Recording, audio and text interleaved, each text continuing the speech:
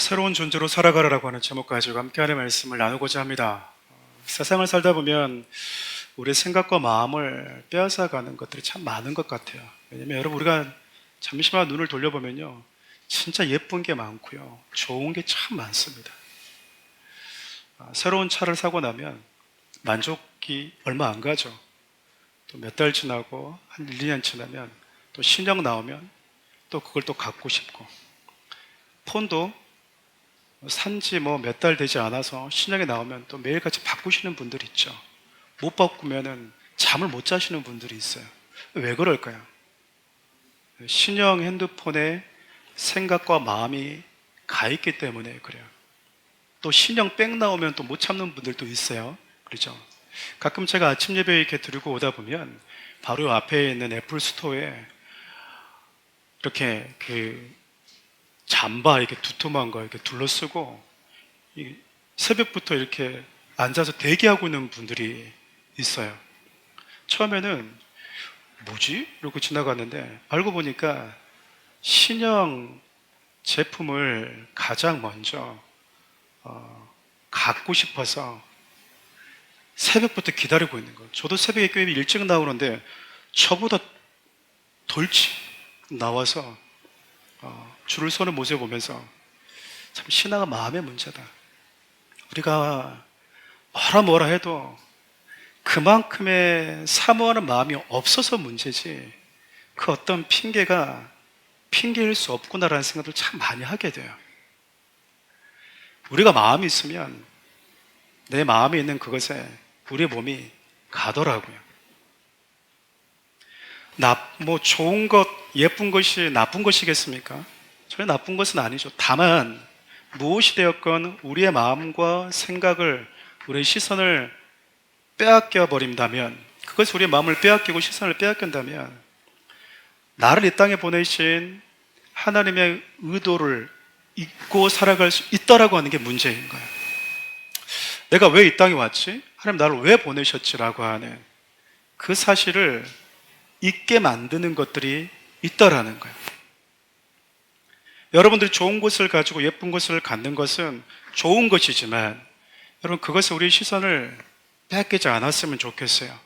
우리가 지난 시간에 86세 아브라함이 이스마엘이라고 하는 아들을 얻고 난 다음에 여러분 생각해 보세요. 아들이 없던 가정에 아들이 생겨버린 거예요.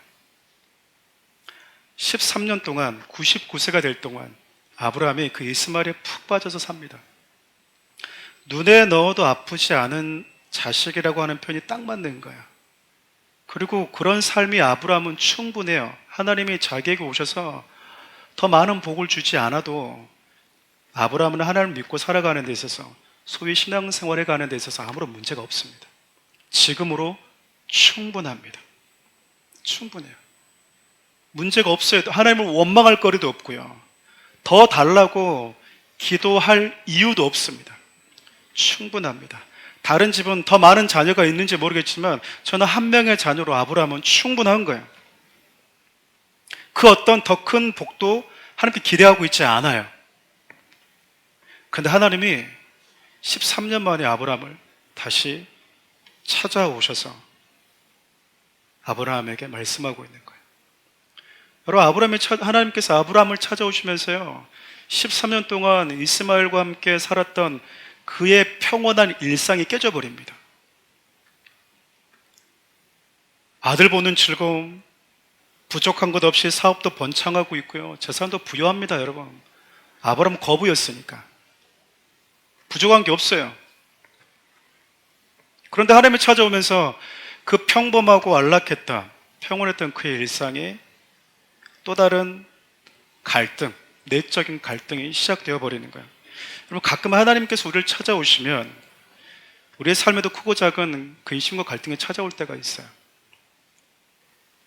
왜냐하면 내가 원하는 방향과 하나님께서 원하시는 방향이 같을 때에는 그분이 찾아오셔도 큰 갈등이 없는데, 내가 원하는 방향과 하나님이 내 삶에 원하시는 방향이 다를 때는요, 여러분, 정말 큰 갈등이 일어납니다.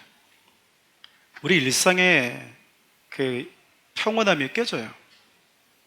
가끔은 하나님의 음성을 듣고 싶고 그분이 나에게 하시는 그 말씀에 따라서 살고 싶다라고 자신 있게 말은 하지만 하나님이 여러분들 개개인에게 찾아오실 때 하나님과 내가 다른 곳을 바라보고 있다면요, 하나님이 찾아오시는 시간은 저와 여러분들이 그다지 유쾌한 시간이 아닐 때가 많을 거예요.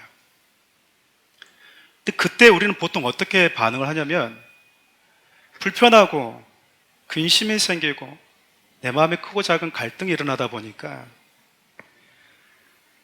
하나님을 탓하고 나에게 말씀을 전해주는 목회자를 탓할 때가 많아요.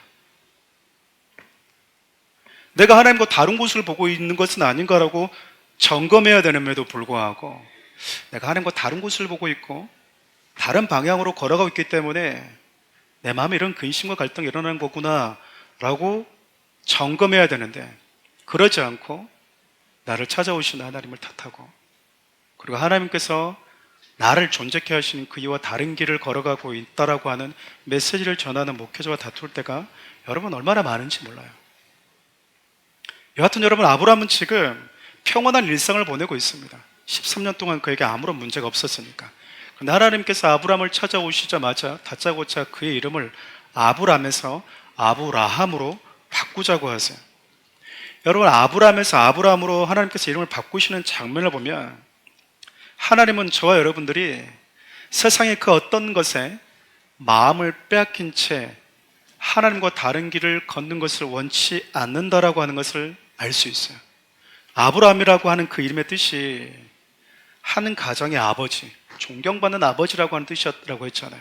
근데 하나님은 아브라함이 하는 가정에 누군가의 남편으로서, 누군가의 성실한 아버지로서 만족하면서 사는 것을 원치 않으셨대요. 좀 더 하나님은 입을 크게 벌려서 아브라함을 한 가정의 조상, 한 가정을 돌보는 자가 아니라 열국을 돌보고 열국 나라와 민족을 세우는 그 아비로 살기를 원하셨다라고 하는 거예요. 그 이름의 뜻이 아브라함이거든요. 다시 말하면 하나님은 저와 여러분들 통해서 저와 죽음 아래에 있는 그 영혼들이 하나님께로 돌아와서 그분의 나라요, 그분의 자녀가 되기를 원하시는 꿈을 갖고 있다라는 거예요.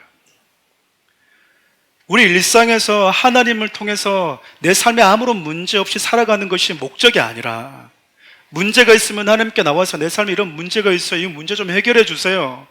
우리 자녀, 내 남편, 내 사업의 문제를 좀 해결해 주세요.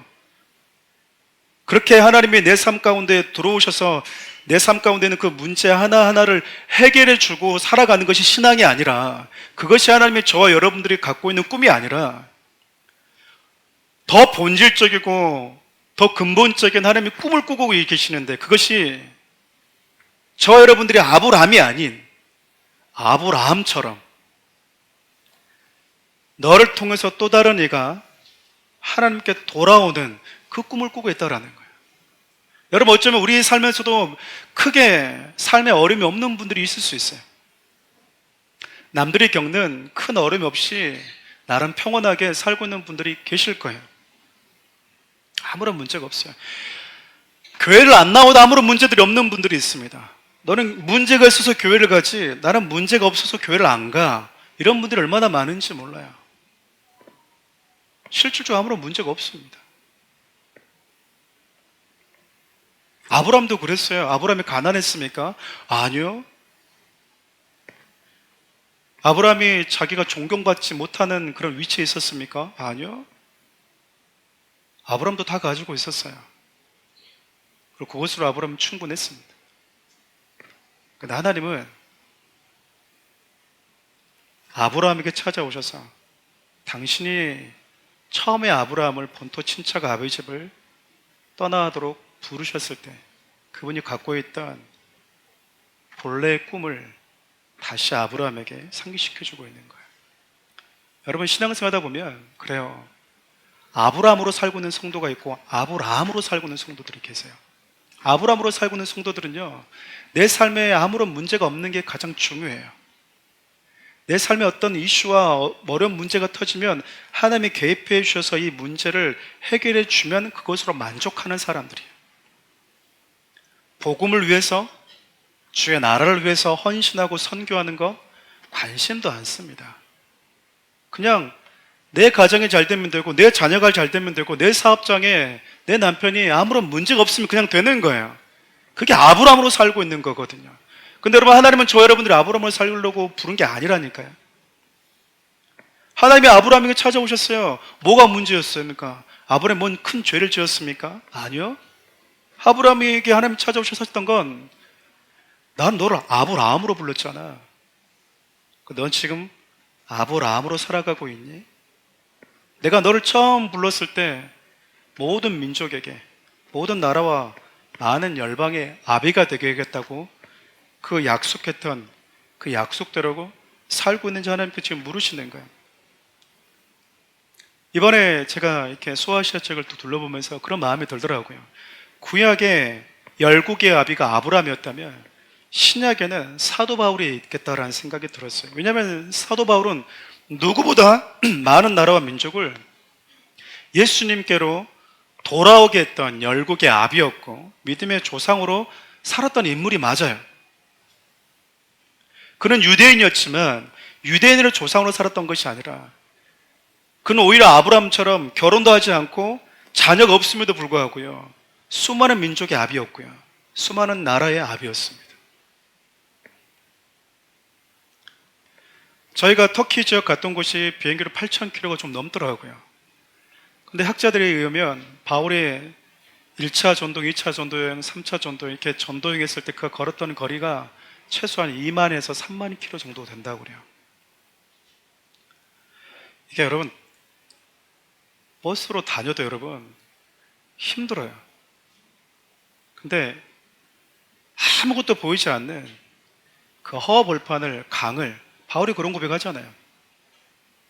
강도의 위험, 강의 위험, 그 수많은 위험들을 무릅쓰고 그가 익숙치 않은 낯선 땅을 걸었던 이유는요, 하나님이 바울을 사울이 아니라 사도 바울로 부르셨기 때문에 그래요.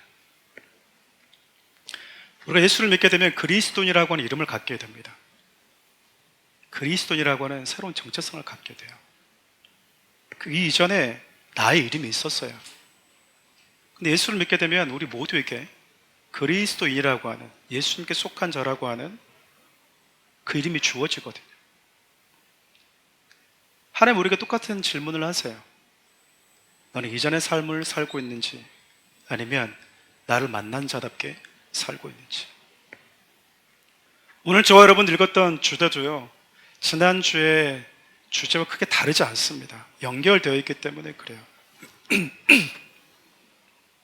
내용을 간략하게 정리하면 그렇습니다. 하나님께서 아브라함에 찾아오셔서 그의 이름을 아브라함으로, 그의 아내는 사레에서 사라로, 열국의 어미라고 하는 이름으로 바꿔주시죠.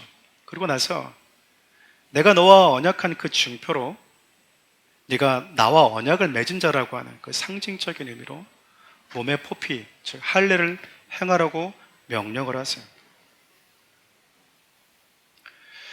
그리고 아브라함은 하나님의 말씀에 따라서 할례를 행합니다.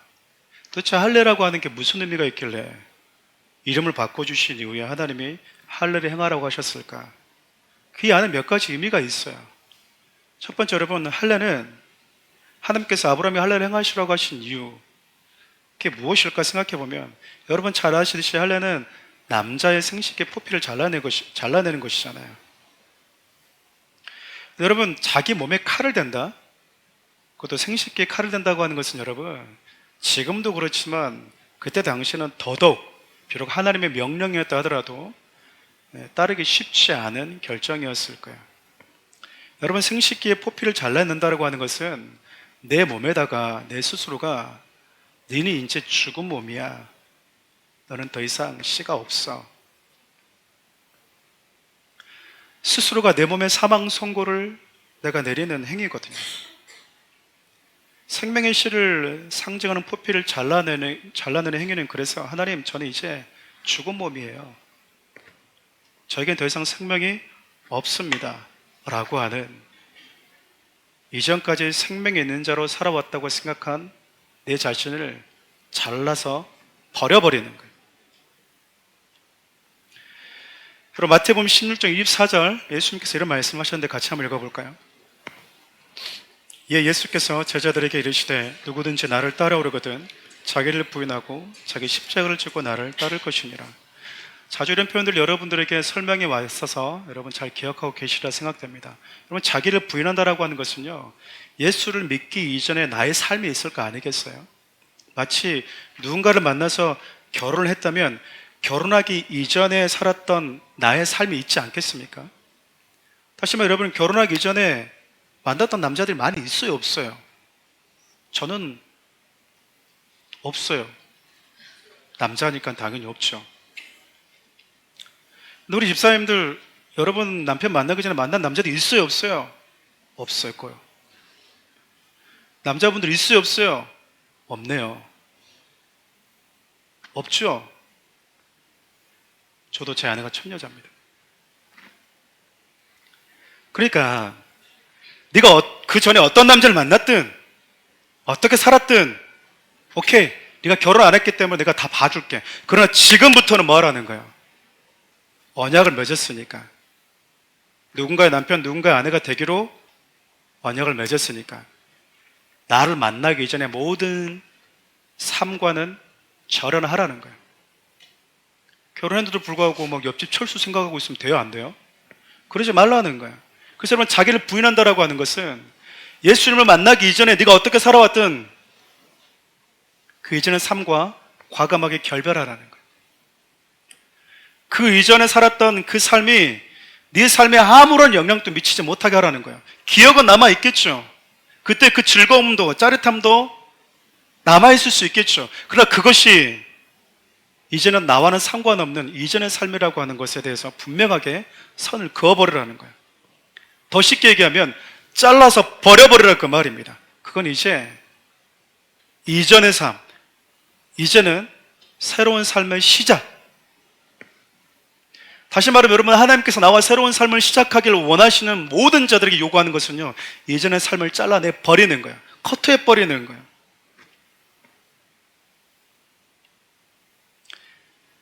예수님과 같은 길을 걷고 같은 곳을 바라보면서 같은 곳을 추구하는 자로 살겠다라고 하는 그 언약을 마음에 새기고 살아가라는 겁니다. 그래서 여러분, 우리가 결혼할 때 뭐 하냐면 서약식을 해요, 서약식을. 여러분들 다들 서약했어요. 가난할 때나 부할 때나. 서약했습니까? 안 했습니까? 서약이 거의 대부분 비슷하잖아요. 그 남편 돈 못 벌어오면 뭐라고 그래요? 그 딱 돈이야! 막. 우리 성도들은 그렇지 않지만 그런 분들이 종종 있다, 그 말입니다. 그 얘기는 뭐예요?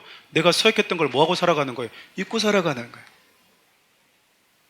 여러분, 예수를 믿는다고 하는 건 그분과 같은 곳을 바라보고 같은 길을 걷고 같은 가치관을 가지고 같은 것을 추구하면서 살겠다라고 하는 약속을 했다라는 거예요. 여러분, 우리가 왜 예수님의 가신 길을 걸어갑니까? 약속했거든요. 우리가 왜 이전에 내 성질 같으면 아이씨 왜 그렇게 안 살까요? 나 예전에는 진짜 한 주먹 했는데 아우 저 진짜 한 주먹 값도 안 되는 거. 싸움 못하는 분들 자주 그런 얘기를 하긴 하시더라고요. 네. 근데 여러분, 왜 우리가 이전의 성질로 안 살죠? 예수 믿은 다음에요, 그분과 약속을 했어요. 우리 주님이 오해받으시고 우리 주님이 무시당하고 하나님이심에도 네가 무슨 하나님이야, 그들의 영혼을 건지기 위해서 오셨음에도 불구하고 고맙다는 소리 한 번도 듣지 못함에도 불구하고 포기하지 않고 그 길을 걸어가셨던 그 삶을 살겠다라고 우리가 약속을 했거든요. 열받아도 주여 몰라서 그렇습니다라고 저들의 죄를 용서해 주십시오라고 하는 주님이 하셨던 것 같은 똑같은 삶을 흉내내보고 따라하겠다고 약속했거든요. 안 그랬으면 뭐 하는 겁니까? 내가 뭐 성질이 없는 줄 알아? 있죠. 내가 바보인 줄 알아? 내가 능력이 없는 줄 알아? 있죠. 우리 다 그것과 뭐한 사람들입니까? 이별한 사람들이, 커트한 사람들이라고요. 그래서 여러분, 우리가 매 순간순간마다 내가 언약한, 내가 약속한 그분은 어떤 삶을 걸어가셨고, 어떤 삶을 사셨고, 무엇을 추구하면서 걸어가셨는가. 70번에 7번도 용납하고 사랑하라고 하셨는데, 주님이 그렇게 하셨고, 내가 사랑하는 그분과 내가 같은 믿음의 여정을 걸어가기로 약속했기 때문에 그 이전에 내가 만족한다고 살아왔던, 충분하다고 살아왔던 그 삶과 이별하는 거예요. 여러분, 그 삶이 이루어지지 않으면요, 이름만 바꾸고 끝나요. 광야에 있는 이스라엘 1세대들처럼 하나님의 군대라고 하는 이름은 가졌는데 한 번도 가나안에 가서 싸워보지 못하는 군대로 전락해버릴 수 있다, 그 말입니다. 왜죠? 애굽에서 나오긴 나왔는데 인간이 무엇으로 사는지 아직까지 모르는 거예요. 그들은 여전히 떡이 중요했거든요. 늘 자기가 이전에 있었던 애굽과 비교했어요. 애굽에서 먹었던 것과 지금 먹었던 것, 애굽에서 생활했던 것과 하나님을 믿고 난 이후에 내 삶이 다르냐 같냐, 더 부해졌냐 더 나아졌냐 그렇지 않았냐, 여기에만 관심이 있었거든요. 하나님의 나와 함께 어떤 꿈을 꾸고 있는지는 별 관심도 없었어요. 여전히 애굽을 잘라내고 있지 못하다 보니까 늘 애굽이 마음속에서 떠나질 않아. 하나님의 나를 통해서, 우리를 통해서 꾸고 있는 그 꿈이 무엇인지, 그분이 노예였던 우리를 먼저 찾아오셔서 먼저 노예에서 해방된 우리를 통해서 노예인지도 모른 채 살아가는 세상 사람들에게 그 결박을 풀어주는 영광스러운 직분을 맡겨주셨다고 하는 사실을 모르는 거예요. 그래서 여전히 광야 출애굽 1세대는요 아브람으로 살았던 거예요. 여러분, 어떻게 살고 계십니까? 어떻게 살고 계세요? 어떤 동기가 되었든 여러분들이 예배 시간에 온 것 귀한 거라고 생각해요. 그러나 하나님의 어떤 방식과 어떤 이유, 어떤 동기와 어떤 문제를 통해서 여러분들을 부르셨다 하더라도 여러분들이 이곳에 오셨다면 우리는요 아브라함으로 가야 돼요. 아브라함으로 가야 된다니까요. 저와 여러분들이 만나서 좋은 인간적인 관계를 맺는 게 뭔 의미가 있습니까? 제가 여러분들에게 존경받고 우리가 좋은 게 좋은 거라고 교회 와서 맛있는 거 먹고 노는 게 뭔 의미가 있냐, 그 말이야. 저와 여러분들이 아브라함의 길로 가지 않으면, 하나님의 저를 여러분 가운데 세워주신 이유는 그거거든요. 여러분들 가운데 좋은 재판장 되라고 저를 세우신 게 아니고요, 여러분들한테 문제를 해결해 주는 부분에 있어서 탁월한 은사자가 되라고 하는 게 아니고요, 우리의 시선과 우리의 마음을 빼앗기고 살아가는 그 현장 속에 노출되는 저와 여러분들에게 하나님은 당신을 아브라함으로 부르셨으니까 당신이 예수를 만난 이후에 그분과 언약했던 같은 길, 같은 곳, 같은 방향, 같은 것을 추구하겠다고 하는 그 약속을 기억하세요. 기억하십시오. 당신 지금 화가 나고 분노가 치밀지만 왜 화가 나고 분노 나는 대로 다 퍼붓지 않습니까? 이유는 딱 하나입니다. 그분과 내가 약속을 한 사람이니까.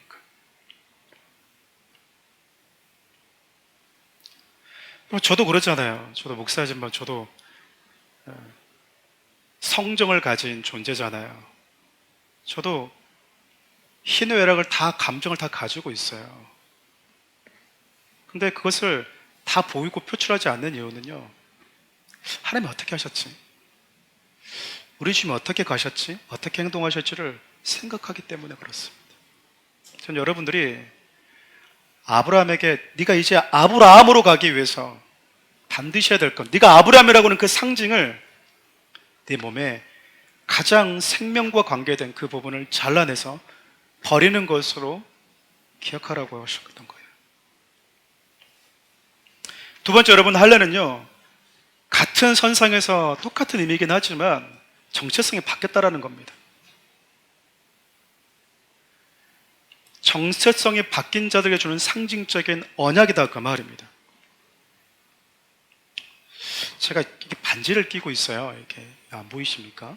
예, 금반지를 이렇게 고리를 예, 예 보이죠? 반지를 안 끼다가 몇 년 전에 이렇게 한 분이 꿈에서 이렇게 목사님 사모님 반지를 해주라고 이렇게 꿈을 꾸셨대요. 그래서 되게 불편하거든요. 저는 뭐 이 손에 뭐 끼는 게 너무 굵어가지고 그냥 링으로 바꿔서 금값 많이 올랐는데도 불구하고 팔지 못한 채 계속 끼고 다니고 있습니다. 여러분, 이 반지가 상징하는 게 뭐죠? 아내는 제가 반지 끼는 게 좋대요. 근데 반지를 이렇게 세수할 때 끼고 잘 때 뺐더니 자주 잊어버리더라고요. 그래서 아예 그냥 끼고 자고 그냥 360을 끼고 다니니까 또 익숙해져 버리더라고요. 아내는 보기가 좋대요. 여러분, 이 반지가 상징하는 게 뭐죠? 저는 아내가 있는 남자입니다 라는 메시지예요. 이미 결혼했고 결혼했다라는 상징이 바로 이 반지가 담고 있는 메시지입니다. 그러니까 아무리 제가 마음에 들더라도 저희 가까우시 마시기 바랍니다. 아무리 제가 잘생기고 여러분들이 꿈에 봤던 이상형이라 하더라도 여러분 마음속에 저를 두지 마시기 바랍니다. 전 아내가 있습니다. 죄송합니다. 빨리 오시지 그랬어요. 여러분, 하나님께서 할례를 통해서 우리에게 뭐라고 말하고 있는 거죠? 너 나와 언약했다? 너 나와 언약했다. 이전에 너는 죽었고 나와 언약한 그 시점부터 살아있는 새로운 삶을 시작하기로 나와 약속했다. 신약에서는 이 할례를 세례와 같은 의미로 사용을 합니다. 우리가 여러분 세례를 형식적으로 이렇게 받잖아요. 성경에는 마음의 할례, 마음의 세례도 표현하죠. 세례라고 하는 게 뭐예요? 물에 잠기면서요, 하나님, 저는 이제 예수님 믿기 전에 나는 물에 잠겨서 죽었어요. 그리고 물에서 올라오면서 나는 이제 주님과 함께하는 삶으로 새롭게 내 인생을 시작합니다. 그 말이에요. 그래서 우리는 약식으로 물을 머리 위에다가 담는 거예요. 죽었다라는 표현이거든요. 결국 여러분 이름을 바꾸시고 할례를 행하라고 하신 이유는요, 저와 여러분들이 정체성이 하나님과 언약을 맺는 관계로 완전히 바뀌었다라고 하는 뜻입니다. 앞서 언급했던 것처럼 하나님과 언약을 맺어서 하나님의 백성된 자들은요, 이제는 나 혼자 삶이 아니에요. 내 마음대로 살 수가 없어요. 가끔 여러분이 신앙생활 하면서 왜 하나님 나에게 간섭하지? 이건 뭐가 똑같냐면 결혼한 여자가 남편한테 왜 나에게 간섭을 해? 이거가 똑같은 거예요. 여러분, 혼자일 때는요, 늦게 와도 뭐라는 사람이 있어요, 없어요? 없습니다. 네, 결혼해서 아내가 12시에 들어오면 남편이 가만히 있습니까? 아니면 뭐, 이 펜네 어디가 떴어? 이렇게 화를 낼까요? 여러분들 일찍 다니시는 분이시다 보니까 그런 소리를 들어보지 않으셨을 거예요. 근데 만약에 그러고 나서 12시에 들어와서 남편이 왜 이렇게 늦게 들어와? 그랬더니 네가 뭔데? 이런 말들 여러분 말이 아닌 거예요. 자기가 어떤 언어를 써야 되는지 모르는 무지한 표현이라고요. 이해하시겠습니까? 말을 하긴 했는데 그 말이 시기적절하지가 않아요. 당연하죠. 간섭해야죠. 왜죠? 내가 결혼했다라고 하는 것은 그 사람에게 속했다라고 하는 거거든요. 나의 정체성이 그 사람의 아내로, 그 사람의 남편으로 바뀌었다라는 거예요. 그는 나에게, 나는 그에게 예속된 존재다, 그 말입니다. 여러분, 우리가 하나님께 속한 것뿐만 아니라요, 하나님도 우리에게 속했어요. 그래서 여러분, 하나님이 우리가 잘못하면 긴장을 하세요.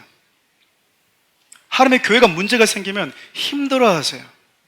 나와 상관없는 사람들이 여러분 무슨 문제가 터지면요, 우리 힘들어하지 않습니다. 여러분, 우리가 TV 가끔씩 보면 굶주린 이들이 한 번씩 광고에 나와요. 그거 보면 아예 안쓰럽다 그랬지만 여러분 금방 잊어버리잖아요. 근데 여러분 자녀들이 그러면 여러분 못 삽니다. 왜일까요? 나는 그에게, 그는 나에게 연결되어 있기 때문에 그래요. 관계가 맺어져 있기 때문이다, 그 말이에요. 하나님이 우리가 범죄할 때, 우리가 하나님을 떠날 때, 우리가 세상 사람과 다를 바 없이 살아갈 때 힘들어 하신 이유가 바로 그것 때문이에요.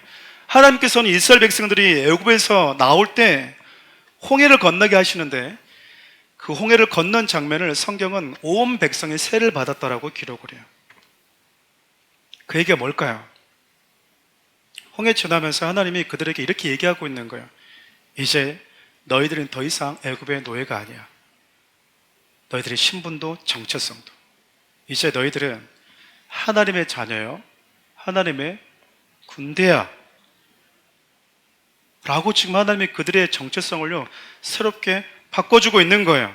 아브라함은 여러분, 그가 살아왔던 99세의 긴 시간과 이제 이별해야 됐다 그 말입니다. 그리고 아브라함에 걸맞는 정체성을 가지고 하나님은 살기를 원하세요. 오늘 광야에서 이 메시지를 듣고 있던 이스라엘 백성들에게 하나님 똑같은 말씀하고 계시는 거예요.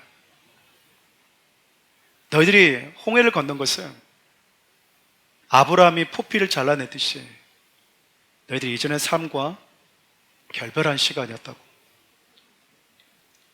이제 어떻게 살아라는 겁니까? 이제 하나님과 함께 나라와 민족과 열방을 살리는 새로운 정체성을 가진 민족으로 살아가라는 거예요. 왜냐하면 아담의 범죄한 순간부터 우리가 살고 있는 세상은요, 죄와 죽음 아래 놓여 있다고요. 어둠의 영이 우리의 생각과 마음을 다 빼앗아가서 뭘 먹을까 뭘 입을까에 그냥 집중하게 만들어버렸어요. 인간에게 본질적으로 필요한 것이 무엇인지 질문조차 하지 않게 우리의 삶을 너무나 분주하게 만들어버렸다고요. 근데 하나님은 알고 계시거든요. 인간에 가장 필요한 것이 생명이라고 하는 것을, 인간에 가장 필요한 것이 구원이라고 하는 것을, 인간에게 가장 필요한 것이 죄와 죽음에서의 자유 해방이라고 하는 것을 알고 계세요. 그래서 그 노예였던 그들을 그 노예에서 압박에서 풀어주고 난 이후에 저 세상을 봐라. 그들은 자신이 노예인지도 모르고 살아가고 있다. 자기가 종인지도 모르고 살아가고 있다. 자기가 죽음 아래에 있는 것이 있다라고 하는 사실도 모르고 살아가고 있다.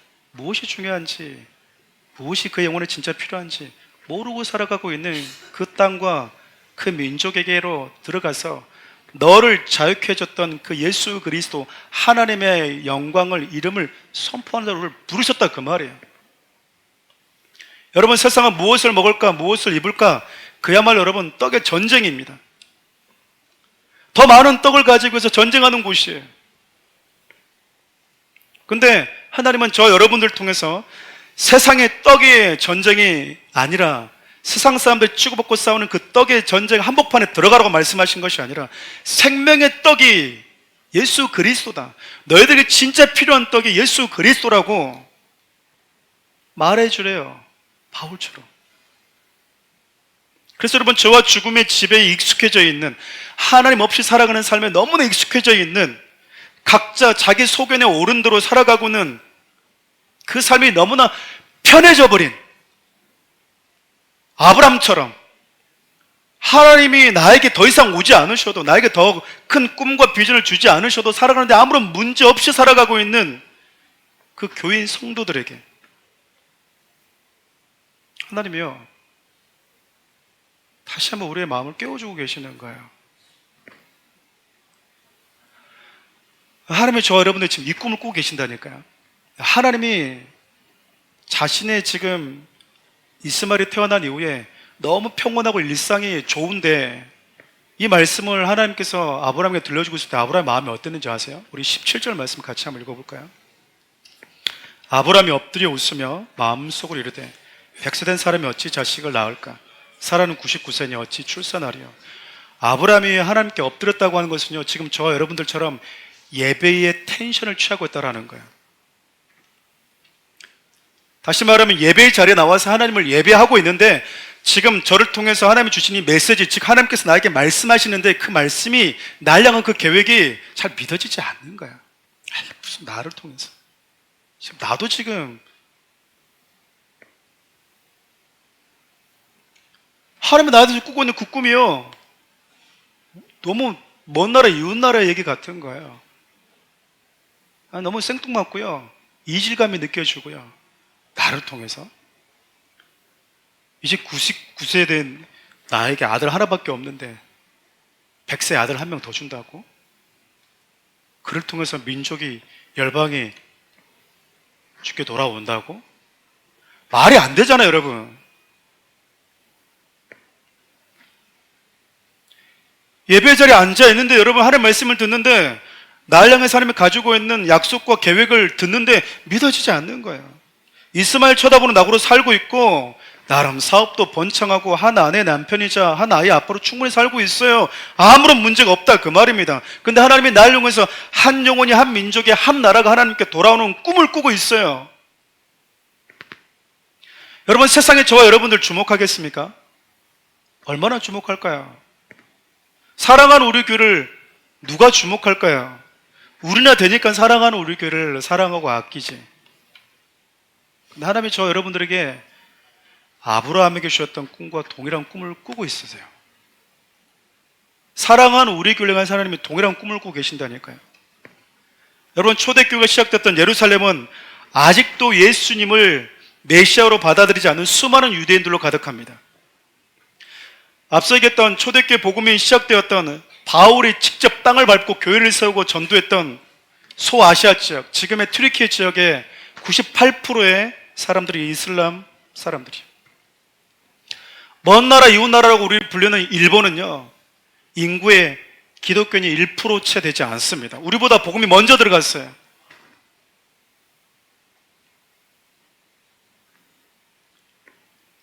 마지막 시대를 살아가고 있는 저 여러분들에게 하나님은 아브라함에게 주셨던 것 같은 동일한 꿈을 꾸고 있다고 저는 믿어요.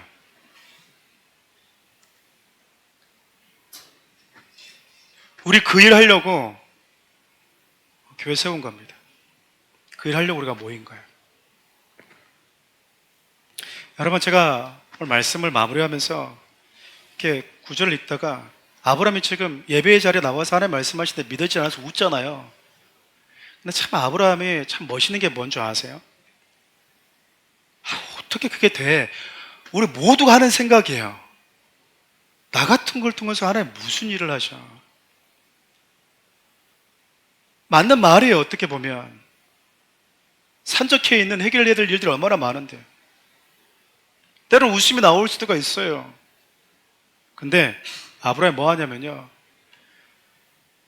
예배자로 나와서 하나님 말씀을 듣고 이게 참 기가 차고서 웃음밖에 안 나오는데 하나님의 말씀이 딱 끝나자마자 그 말씀에 따라서 이렇게 행합니다. 우리 23절 말씀을 같이 읽어보겠습니다.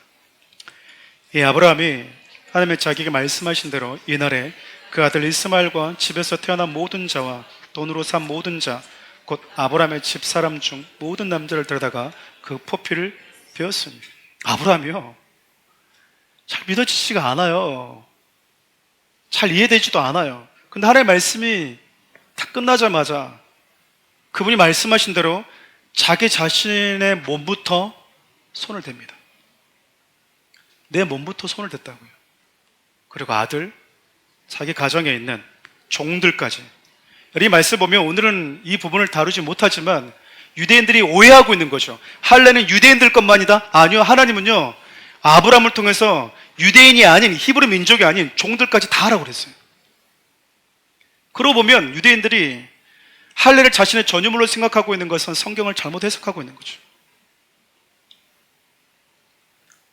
아브라함은 하나님께서 말씀하신 대로 자기 자신을 비롯해서 자기 씨에서 나온 아들, 자기 가정의 종들, 돈으로 산 모든 자들까지 다 할례를 행합니다.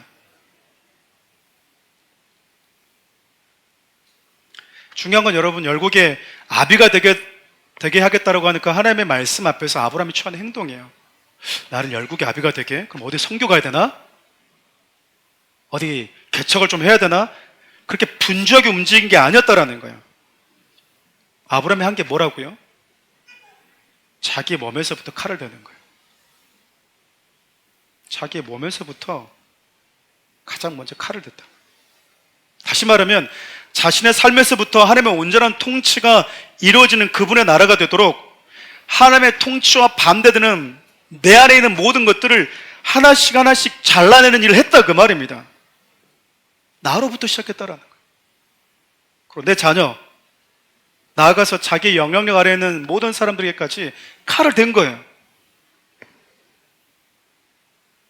사랑하는 우리 성도 여러분, 하나님은 저 여러분들이 본토 친척 아버지 집에서 부름받았던 그 모습 그대로 아브라함으로 살길 원치 않으세요. 하나님은 먹고 사는 문제, 그것에 사로잡혀서 하나님이 내 삶에 필요한 분으로 여기는 정도로 신앙생활 하는 것도 원치 않으십니다.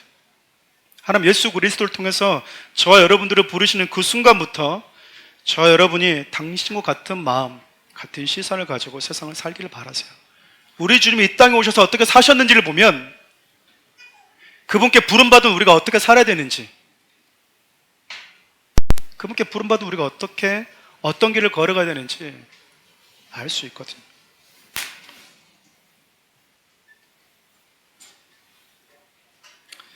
여러분들이 도전하고 싶어요.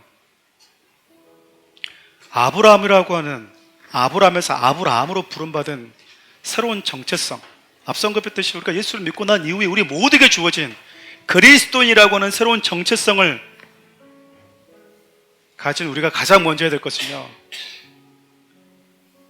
내 삶을 먼저 점검하는 거예요. 내 안에 하나님과 같은 곳을 보고 싶어 하지 않은 나의 눈, 하나님과 같은 뜻을 품기를 싫어하는 나의 마음, 하나님과 다른 곳을 걷고 싶어하는 나의 걸음, 하나님과 다른 생각을 하고 있는 나의 이성, 여기에 칼을 대는 거예요, 여러분. 여기서부터 시작하는 거예요.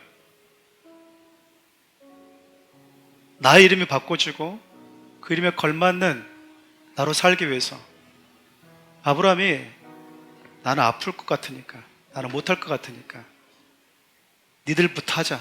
아니요, 나부터 한 거예요. 나부터. 사랑하는 우리 성도 여러분, 그렇게 아브라함이 자기 몸에 가장 먼저 칼을 댄 성경에 등장한 첫 번째 사람이었거든요. 하나님은 그 사람을 통해서 그분이 계획하고 계신 그 일들을 시작하셨어요.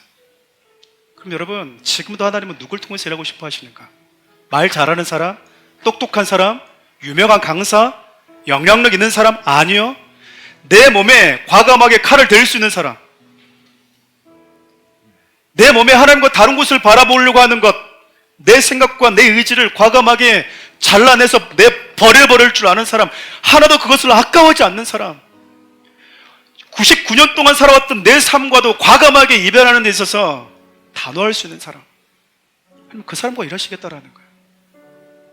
여러분, 이스라엘 백성들 기억하세요. 그들이 애굽에서 구원받았어요. 하나님이 그들에게 꿈을 주셨고요, 비전을 주셨어요. 그들은 똑같은 여호와의 군대라고 하는 정체성을 주셨다니까요. 근데 한 번 더 싸움 못하고 갔어요. 싸움 못하고 갔다고요. 칼 한 번 못 들고 갔다 그 말입니다. 저는 하나님이 저 여러분들 통해서 열방을 부르기를 원하신다고 믿어요. 그 첫 번째 걸음이 다른 사람 보지 맙시다. 네가 어쩌느니, 네가 어쩌느니, 네가 많이, 내가 많이. 뭔 의미가 있어요, 그게 여러분? 무슨 의미가 있냐고요, 그게. 옳고 그른 게 뭔 의미가 있어요? 나를 하나님의 뜻이 더 중요하지. 그렇지 않나요? 하나님이 그 속에서 나에게 원하시는 모습이 무엇인지, 아직도 내가 잘라내고 있지 못하는 부분이 무엇인지 스멀스멀 잘라냈다고 생각했는데 올라오는 내 육신의 자아는, 이별하지 못한 자아는 무엇인지, 아, 여기도 칼 대야 될 때네? 그걸 보는 게 중요하죠. 저는 사랑하는 우리 성도들이 아브라함으로 살아들지 않았으면 좋겠어요. 여러분들이 사울로 살지 않았으면 좋겠습니다. 사도 바울로, 아브라함으로 살 수 있기를 바라요. 그래서 저와 여러분을 통해서 하나님 이런 꿈을 꾸셨으면 좋겠습니다. 하박국 2장 14절을 읽고 말씀 마치겠습니다. 이는 물이 바다를 덮음같이 여호와의 영광을 인정하는 것이 세상에 가득함이니라.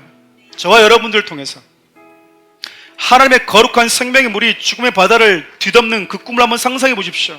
바다가 있어요. 근데 하나님의 보좌로부터 나오는 그 물이 그 바다를 덮고 있다고요. 그 죽음을 상징하는 그 바다를 생명으로 다 온통 물들게 하고 있는 겁니다. 사랑하는 우리 교회 성도들, 과감하게 내 몸에 먼저 손을 댈 수 있는 그 용기 있는 겸손한 그런 저와 여러분을 통해서 하나님이 이 일들을, 이 꿈을 우리 다음 세대가 아니라 저 여러분들이 살고 있는 이 시대에 행하시기를 기대하고 싶습니다. 우리 창을 좀 주님께 올려드리고 기도할까요?